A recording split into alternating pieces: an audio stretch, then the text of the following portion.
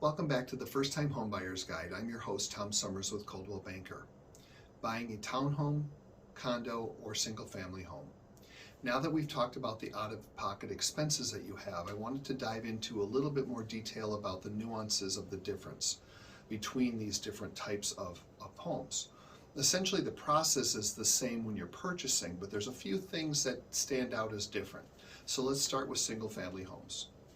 The main difference with those is you have to have a year's worth of homeowner's insurance paid up at closing the day you buy the house. The reason is that when the lender establishes an escrow account for you, every time you make a payment, it's broken up for principal and interest, insurance, and property taxes. So with the escrow account for the insurance and the property taxes, they're saving 1/12 of each payment for the year in these different accounts, and then twice a year they will pay them on your behalf to your insurance company as well as to the state or county for property taxes. When you own a condo or a townhome, it's the same type of thing with an escrow account for your yearly property taxes, but your monthly association fee is not something they escrow for, and you would write out a check separately.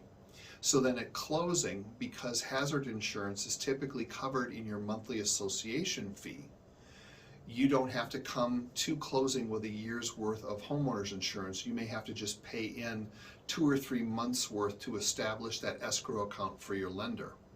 But the other piece of that is when you pay your monthly association dues, it will cover all of that, and it's separate from what your escrow is.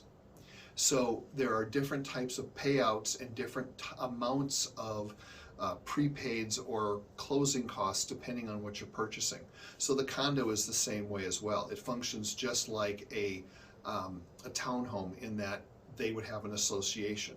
So the only insurance cost you would have over and above that with a townhome or a condo is you would typically purchase what they would consider to be a renter's insurance, which covers all of your personal items on the interior of the building, because the hazard insurance that's covered in your monthly association covers the building itself. So if, God forbid, the whole string of townhomes or condo was to burn down, it would rebuild it for you with the insurance, but it wouldn't cover your clothes or your TV or any of your personal items. So you have that extra protection, and that runs maybe $150 a year. So not a huge amount of money, but that's the big differences between a condo and a townhome versus a single family home.